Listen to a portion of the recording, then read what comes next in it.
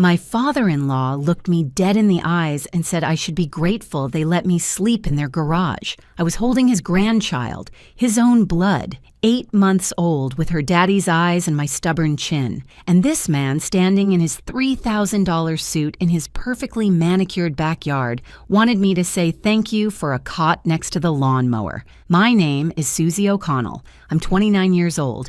And 3 months ago, I made the biggest mistake of my life. I moved into my in-laws' house after my husband Tyler got deployed to Germany. When Tyler first brought up the idea, it sounded almost reasonable. He was going overseas for 14 months. We had a 5-month-old baby. His parents had that big house with 3 empty bedrooms. His mother, Phyllis, actually cried when she offered. She said she wanted to help. She said family takes care of family. What she didn't mention was that I'd become their unpaid servant, their punching bag, and their personal ATM. I gave up our apartment to save money for our future home. Tyler and I had been married for 2 years, and we were finally getting our feet under us. We had $47,000 in our joint account, enough for a down payment on a starter home when he got back. Then I moved into the Brennan house. You know the type. Big columns out front serving no structural purpose whatsoever. A circular driveway designed purely for showing off. The kind of house that screams, "We have money," while whispering, most of it is credit card debt. But it looked impressive from the outside, which I would learn was the only thing that mattered to the Brennans. The first week was fine. Phyllis showed me to a nice guest room. Gerald helped carry my bags. Brooke, Tyler's older sister, even brought over a casserole. I thought maybe I had been too harsh in my private judgments. By week 2, things shifted. Phyllis mentioned the guest room was actually saved for her sister's visit. Would I mind moving to the space above the garage? Just temporarily, of course. The space turned out to be unfinished storage with a camping cot and a space heater that worked about as well as a birthday candle in a blizzard. I'm pretty sure I could have stored ice cream up there without a freezer, but I told myself it was temporary. Then they took my car. Well, they convinced me to let them keep it safe. Phyllis said the neighborhood had break-ins. She said I didn't need to drive anywhere anyway, since everything was right there at the house. And I, exhausted from sleepless nights with a fussy baby, handed over my keys like an idiot. I haven't driven in 3 months, haven't had access to our bank account either. Gerald got himself added to the account and gave me a weekly allowance of $40 for me and a baby. Have you seen the price of formula lately? I could write a horror novel about diaper costs alone. The expensive diapers that didn't give Lily a rash cost about $28 a box. That left me roughly $12 for food. I started skipping meals so my daughter wouldn't go without. Lost 15 pounds I didn't have to lose. My phone got switched to their family plan too. For convenience, they said. What they didn't mention was they could see everything I did. The one time I tried to email Tyler the truth, Phyllis found it on the family computer and deleted it. Then she took away my laundry privileges as punishment. I spent 2 weeks hand-washing baby clothes like a Victorian washerwoman while my knuckles cracked and bled. 2 weeks ago, Gerald decided the gutters needed cleaning. He decided I should be the one to do it. His exact words were that I needed to earn my keep. So I climbed that rickety ladder, made it about 15 feet up, and the whole thing shifted. I grabbed for the roof, missed, and came down hard on my left ankle. The pain was white hot, like someone drove a nail through my foot. Phyllis heard me scream. She looked at my ankle swelling to the size of a grapefruit and told me to walk it off. No doctor, no ice, just walk it off. So I hobbled around for 2 weeks doing chores on an ankle that turned purple and yellow and made sounds no ankle should make. Through all this, I told no one. My dad, Patrick O'Connell, raised me by himself after my mom left when I was 7. He worked construction his whole life, built houses, built buildings, built me. He taught me to be strong, independent, to never let anyone push me around. And here I was, being pushed into the ground. I couldn't tell him. The shame would have killed me. But last Friday, Dad decided to drive 200 miles to surprise his granddaughter for her unofficial 8-month birthday. He pulled up just as I was limping across the lawn, Lily on my hip, groceries in my other hand. I had walked 2 miles to the store and back because I had no car. My ankle was screaming, and my father saw everything. He watched me struggle up the driveway. Then he asked where my car was. I told him his mom took it, that I was lucky they let me stay. My father's face went through 7 emotions in 3 seconds: confusion, anger, rage, more rage, and finally something that scared me more than all the others: calm, complete calm, the kind that comes right before a hurricane makes landfall. He opened his truck door and spoke 4 words that changed everything. "Get in the car. We're fixing this tonight." I didn't know what that meant, but the look in his eyes told me the Brennans had just made a very serious enemy, and Patrick O'Connell didn't lose fights. Not ever. Before we continue, if you're enjoying this story, please subscribe and tell me in the comments where you're watching from and what time is it there. I see every comment and it makes my day. Thank you so much for your support. Now, back to what happened. My father drove us to a diner 3 towns over. He said he didn't want anyone reporting back to the Brennans. At the time, I thought he was being paranoid. Later, I realized he was being strategic. Everything Dad did from that moment was strategic. The man spent 35 years in union construction. He knew how to deal with bullies. And the Brennans, he told me over coffee, were running one of the oldest cons in the book. I told him everything that night. Every humiliation, every stolen privilege. The words poured out like water from a broken pipe. 3 months of silence, finally breaking free. I told him about Brooke, Tyler's older sister, who visited almost daily. Not to help, never to help. She came to report back to her mother about everything I did wrong. The dishes weren't clean enough. The baby cried too much. I wasn't grateful enough for everything her generous family was doing for poor little me. Brooke never liked me. I came from a working-class family. My father worked with his hands. In Brooke's world, that made me less than. Dad listened without interrupting.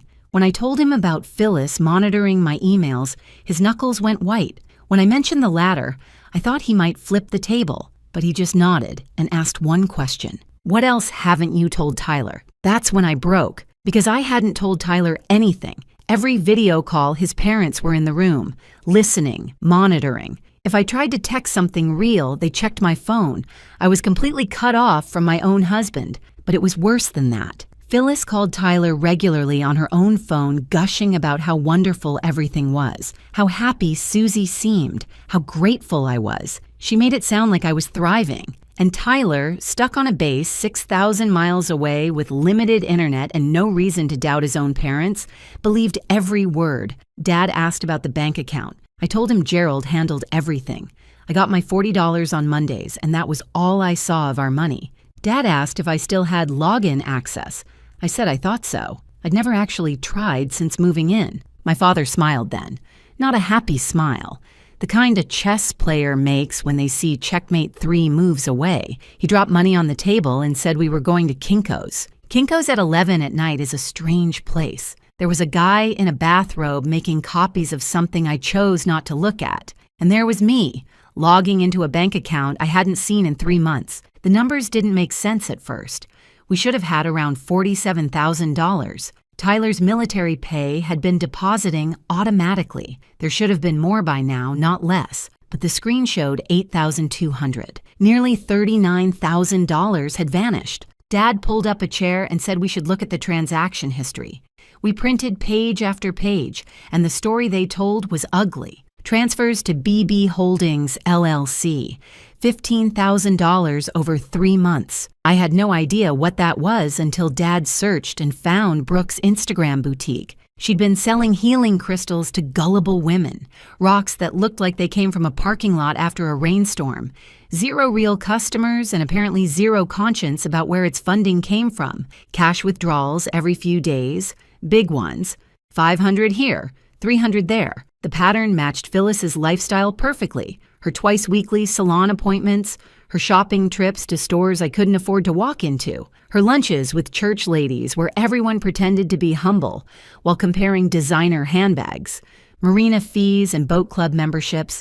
Gerald didn't even own a boat, but he liked hanging around people who did, using our money to fund his fantasy life. And then Tyler's credit card, restaurant charges, bar tabs, golf fees, all local, all recent, all impossible for a man stationed in Germany. Gerald had been using his own son's identity while his daughter-in-law starved in his garage. My father said something I'll never forget. He leaned back and said, "I've seen mob accounting that was more subtle than this." He wasn't wrong. The Brennans hadn't even tried to hide it. They were so confident I would never check that they'd left a trail a blind accountant could follow. Dad was already on his phone. He had a friend, a retired paralegal named Maureen Walsh, who owed him a favor. He was calling it in tonight because what the Brennans had done wasn't just cruel, it was criminal. But first, we needed to reach Tyler directly, without his parents listening.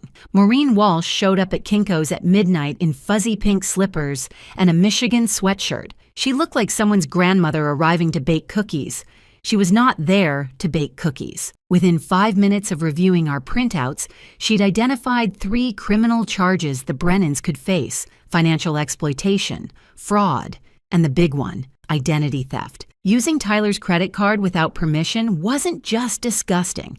It was a federal crime, and the military takes financial crimes against service members extremely seriously. Maureen said the consequences were significant, prison time significant, but we had a problem. When I first moved in, Phyllis had me sign a stack of paperwork.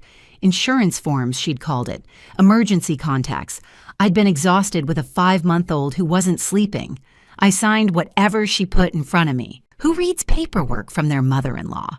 One of those documents was a limited power of attorney giving Gerald authority over financial decisions. That's how he'd gotten added to our account. He had my signature on paper. Never mind, I had no idea what I was signing. Maureen asked if I'd signed willingly with full understanding. Had anyone explained what it was? Had I been given time to read it? No to all 3. She made a note. Fraud can occur when consent is obtained through deception. This might qualify. Dad asked about reaching Tyler directly, without the Brennan filter. Maureen agreed it was critical. If Tyler didn't know what was happening, he needed to hear it from his wife first, not from lawyers or investigators. The problem was how. Tyler had limited internet time on base. Every number I had for him, his parents knew too. If I called through normal channels, Phyllis would find out within hours. That's when Dad pulled out his ancient flip phone. The man refuses to upgrade. Says smartphones are for people who don't have enough to think about. But that night, his stubbornness saved us. He scrolled to a name from decades ago. Sergeant First Class Raymond Booker, an Army buddy who now worked logistics at bases across Europe, including Tyler's base in Germany. Dad made the call right there at Kinko's. It was after 6 in the morning in Germany. They exchanged the kind of greetings old soldiers exchange, brief, profane, and oddly affectionate. Then Dad explained everything. A message would be delivered. Tyler would call a number his parents didn't know. It might take a day, but it would happen. We left Kinko's with a folder full of evidence and something I hadn't felt in months. Hope, tiny and fragile, like a candle in a hurricane, but real. Dad drove us to a motel, not a nice one. The kind where the ice machine has been broken since the Clinton administration. But it was warm, and it wasn't the Brennan house. Lily fell asleep immediately in my arms. Babies sense stress. That night, with my father keeping watch by the window, she slept more peacefully than she had in months. I couldn't sleep, though. I lay there going over the numbers. $15,000 to Brooke's crystal scam, $8,000 in cash for Phyllis, thousands more to Gerald's boat club fantasy, money that was supposed to be our future home, our daughter's security, gone. The call came at 2 in the morning. Unknown number on Dad's flip phone. When I answered, I heard the voice I'd been missing for 3 months. Tyler sounded confused at first. He'd gotten a strange message from someone he didn't know, telling him to call this number urgently. Was everything okay? Was Lily all right? I started crying before I could stop myself. 3 months of holding it together came out in one overwhelming wave, and when I could finally breathe again, I told him everything. When I finished, there was silence. Long enough that I thought the call dropped. Long enough that a terrified part of me wondered if he'd believe his parents over me. Then Tyler spoke. 4 words that put my broken heart back together. "I believe you, Susie." He believed me. Without hesitation, without demanding proof, without making excuses for his family. He believed his wife. Tyler had questions, lots of them. Then he told me what he was going to do. First thing in the morning, he was going to his commanding officer. Identity theft against a military spouse was taken seriously. His parents had committed federal crimes, and Tyler intended to make sure they faced consequences. But that wasn't all. His father's 60th birthday party was Sunday. The whole family would be there. Neighbors, business partners, church friends. Everyone the Brennans had spent years impressing with their perfect family image. What if, Tyler asked, he made a surprise video call to wish his father happy birthday?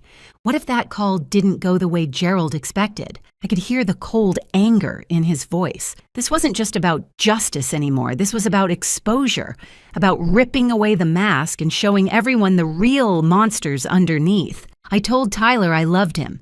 He said he loved me too. Then he said something that made me smile for the first time in 3 months. His father was about to have the worst birthday of his life. Saturday morning felt different. The sun came through that cheap motel window like the universe knew the balance was finally shifting. Lily woke up smiling, reaching for my face with her tiny hands, completely unaware her mama was about to go to war. Dad was already awake. I'm not sure he ever slept. He'd spent the night making calls, coordinating what he called the infrastructure of justice. The man had spent 35 years building things. Now he was building something different. The Brennans had no idea what they'd awakened when they messed with Patrick O'Connell's daughter. Tyler had been busy too. He called around 6 in the morning, right after meeting with his commanding officer. The military does not appreciate identity theft against service members. Tyler's CO listened to the whole story with a face like thunder, then connected him with JAG immediately. Within hours, Tyler had filed formal reports about the credit card fraud and unauthorized account access. The wheels of military justice were turning, and once they start, they're very hard to stop. First thing Tyler did was freeze every account, the joint savings, the checking, his credit card, everything. Gerald would find out soon enough when his next restaurant swipe got declined in front of his golf buddies. But by then it would be too late. No more transfers to Brooke's Crystal Pyramid scheme. No more cash for Phyllis's shopping addiction. No more boat club memberships for Gerald's fantasy life. The bleeding had finally stopped. But freezing accounts was just the beginning. Tyler wanted accountability, and he had a plan to get it. His father's 60th birthday party was tomorrow, Sunday. The whole extended Brennan clan would be there. Neighbors from the fancy houses nearby, business partners in expensive casual wear, church friends with covered dishes. Everyone the Brennans had spent years impressing with their perfect family image. Tyler wanted to burn that image to the ground in front of all of them. The video call was my idea. I told Tyler I'd suggest it to Phyllis as a surprise. She'd absolutely love having her military son beam in from Germany to honor his father publicly. She'd set up the big TV in the living room, gather all the guests for the touching moment, probably buy a ring light for perfect video quality, record everything for memories. She'd think of everything, except what Tyler was actually going to say. Maureen came by the motel around noon with updates. Her detective friend Sullivan, who'd worked financial crimes for 20 years before retiring, had reviewed our evidence informally. He said there was more than enough for a formal investigation. The power of attorney obtained through deception, the unauthorized withdrawals, the identity theft. These weren't small violations. These were felonies. Sullivan couldn't make arrests based on an informal review, but he could do something almost as valuable. He could show up at the party, ask questions, make the Brennans very nervous in front of everyone they'd spent years impressing. The formal investigation would take time, but the questioning could happen immediately. And having a detective appear at Gerald's 60th birthday, badge visible, asking about financial irregularities, that would send a message louder than any arrest warrant. Dad coordinated the timing. Sullivan would arrive about 30 minutes into Tyler's video call, just when the truth was sinking in. Just when Gerald and Phyllis were scrambling for explanations. Dad even practiced his innocent face in the motel mirror that afternoon. He kept asking if he looked trustworthy, like a friendly grandfather just there to support his daughter, not a man about to dismantle someone's entire reputation. I told him he looked perfect. He said I was a terrible liar, but he appreciated the effort. I had to go back to that house, face Phyllis, pretend nothing had changed, Play the grateful daughter-in-law for one more day. The thought made my skin crawl, but if they suspected anything, they might cancel the party. They might destroy evidence. I needed them comfortable, confident, completely unprepared. Dad drove me back around 4 o'clock.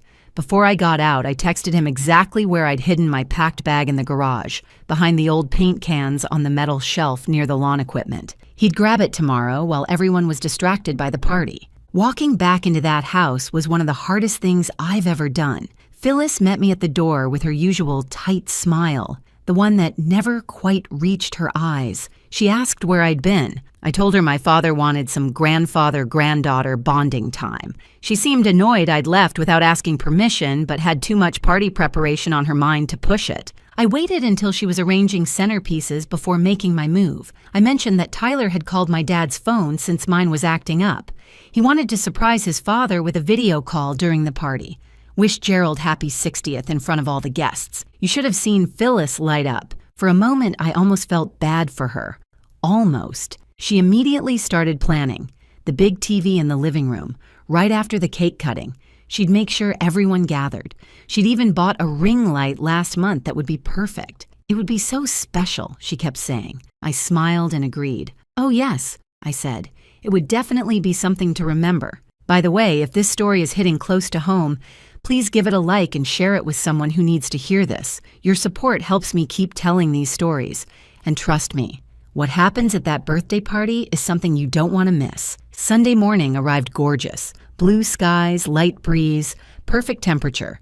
Gerald's birthday couldn't have asked for better weather. The catering arrived early. The tent went up in the backyard. Flowers decorated every surface. It looked more like a wedding than a birthday. But Gerald never did anything small. Phyllis handed me a list at 8 o'clock. 37 tasks to complete before guests arrived. She spoke to me like hired help. Actually, less than hired help. At least hired help gets paid. I completed every task perfectly. Model daughter-in-law. Invisible. The guests started arriving around 2. Business partners. Neighbors with expensive wine. Church friends with covered dishes. Brooke made her entrance in an outfit that probably cost more than my entire wardrobe, air-kissing her parents like she hadn't seen them 2 days ago. I watched them all. These people who smiled at me at Christmas while I starved in their friend's garage. These people who believed Phyllis's lies about my mental health. In a few hours, they would know everything. Gerald held court in the backyard, accepting compliments on the party, the house, his successful life. He looked so confident, so secure at the center of his perfect world. I wondered if he'd recognize this moment later as the last time he was ever truly happy. At 4 o'clock, Phyllis announced it was time for the video call. Everyone should gather in the living room. Her military son was calling from Germany to wish his father happy birthday. This was going to be so special. She was right about that. 53 people crowded into the living room. I counted them. Counting gave me something to focus on besides my pounding heart. Business partners positioned up front, eager to be seen. Church ladies clustered by the couch. Neighbors filled the gaps. Gerald stood center stage, champagne raised, beaming like a man about to receive a medal he actually deserved. Phyllis connected the call with a flourish. The TV filled with Tyler's face. He wore his dress uniform, looking every inch the proud military son. The room burst into applause. Someone whistled. Gerald raised his glass higher toward the screen. Tyler smiled, but something was off about that smile, something cold underneath the warmth. I was probably the only one who noticed. I knew what was coming. "Happy birthday, Dad," Tyler said. His voice was calm, controlled. "I'm glad everyone could be here, because I have some things I need to say." The room settled into expectant silence. Everyone anticipated a heartfelt tribute, a son praising his wonderful father. That's not what happened. Tyler started with the money. He spoke clearly, without emotion, laying out facts like a prosecutor.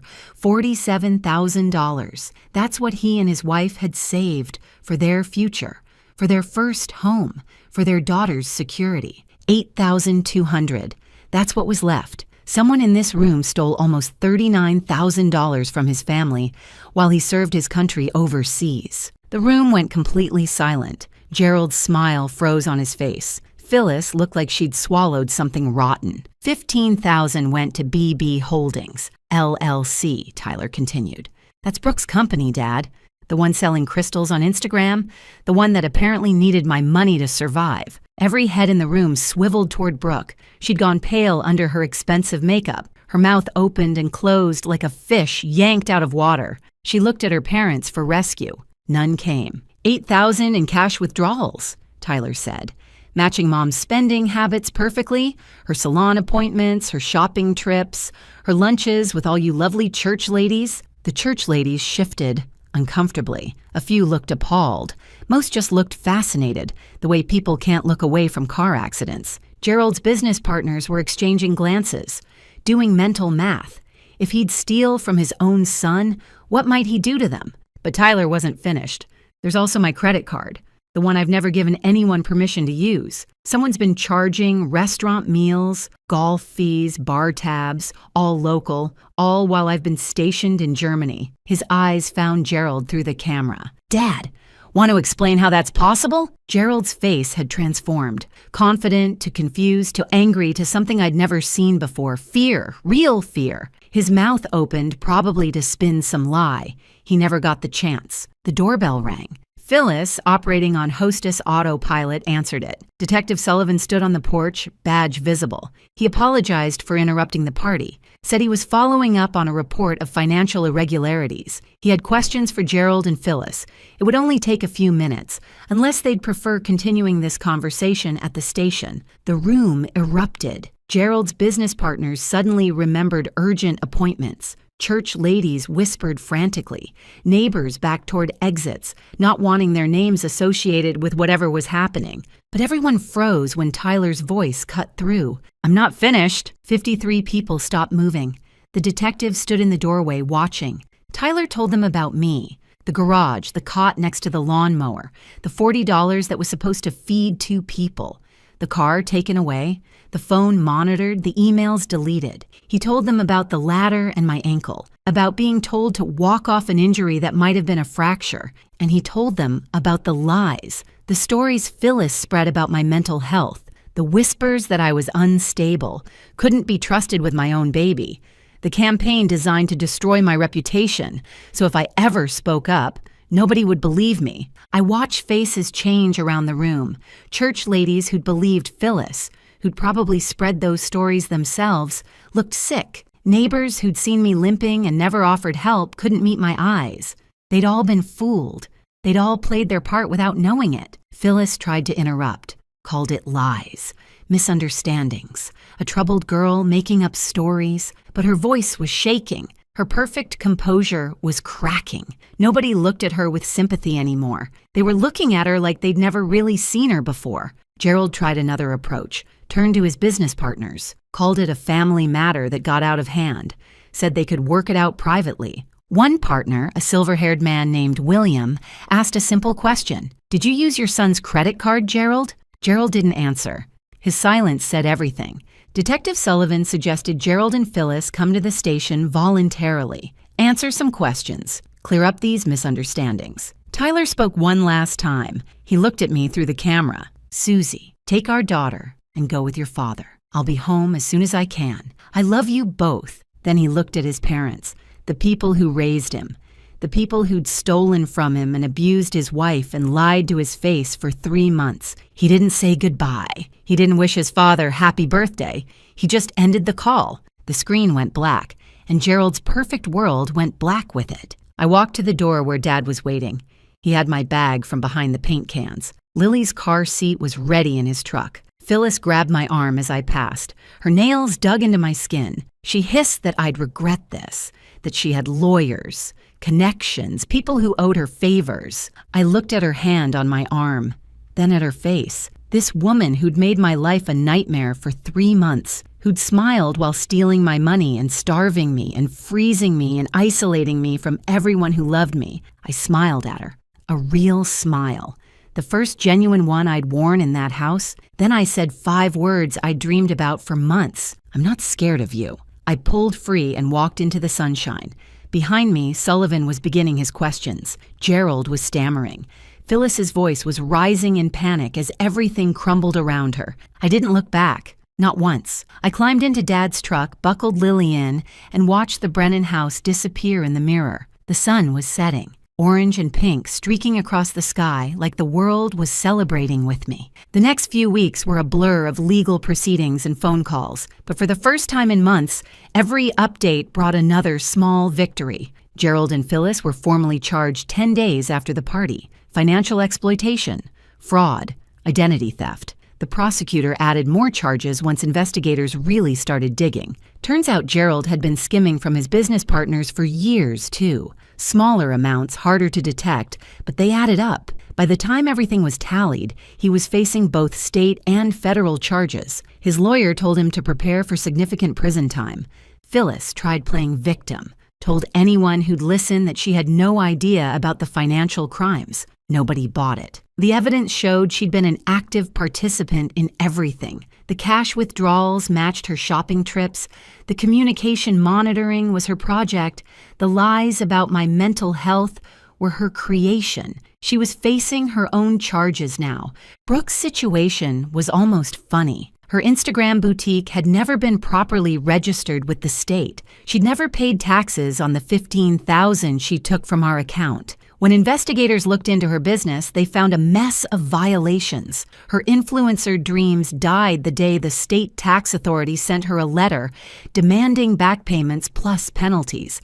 Last I heard, she'd moved back in with her parents, the same parents facing criminal charges, the same house likely to be seized. Sometimes karma has a sense of humor. Tyler got emergency leave 3 weeks after the party. When he walked through my father's door and saw me and Lily waiting, he broke down. This man who'd held it together through combat training and overseas deployment finally let himself cry. We stood there wrapped together, the three of us, and I knew we were going to be okay, different than before, changed by what we'd been through, but okay. I learned something important through all this. My dad always said to keep your own emergency fund. Money nobody else can touch. I wish I'd listened better. From now on, I'll always have savings in just my name. No shared accounts without clear boundaries. No signing documents without reading every word. You never know who might betray that trust. The community reaction surprised me. I expected people to take sides. Instead, I got casseroles, cards, phone calls from church ladies apologizing for believing Phyllis's lies. One neighbor came by with homemade pie and tears in her eyes, saying she'd seen me limping that day and almost offered help, but decided not to interfere. She'd been haunted by that decision. I told her it wasn't her fault. The Brennans fooled everyone. The house went up for sale 2 months later. Gerald needed cash for lawyers. I drove by once. The for sale sign looked wrong in front of those pretentious columns. The grass was overgrown, the gardens choked with weeds. The house that was my prison was becoming a shell. I didn't feel satisfaction, just closure. Tyler came home permanently in early spring. He'd been transferred to a base 2 hours from Dad's place. We started looking at houses again, smaller than we'd planned, but ours. No in-laws with keys, no shared accounts with family, no power of attorney ever again. The last time I saw Phyllis was at a court hearing. She looked smaller than I remembered. The church lady mask was gone, replaced by something raw and scared. She tried to catch my eye. I looked right through her like she wasn't there. She doesn't get my attention anymore. She doesn't get anything from me ever again. Walking out of that courthouse, I held my husband's hand on one side and my father's on the other. Lily babbled happily in her carrier, unaware of everything. She'll know this story someday. I'll tell her that her mother was brave even when she didn't feel brave, that her grandfather drove 200 miles because something felt wrong, that her father believed his wife when it mattered most. And I'll tell her the most important lesson. You don't need permission to stand up for yourself. You don't need approval to demand respect. Anyone who tries to take your dignity doesn't deserve a place in your life. Not even family, especially not family who would hurt you. Some people mistake kindness for weakness. The Brennans made that mistake. They thought because I was polite, because I didn't fight back immediately, they could do whatever they wanted. They learned the hard way. When you mess with an O'Connell, you better be ready for the consequences. Family protects family, always. Thank you so much for watching. More of my most gripping stories are already on your screen. Click one now and don't miss the best part. You will love it. See you in the next story.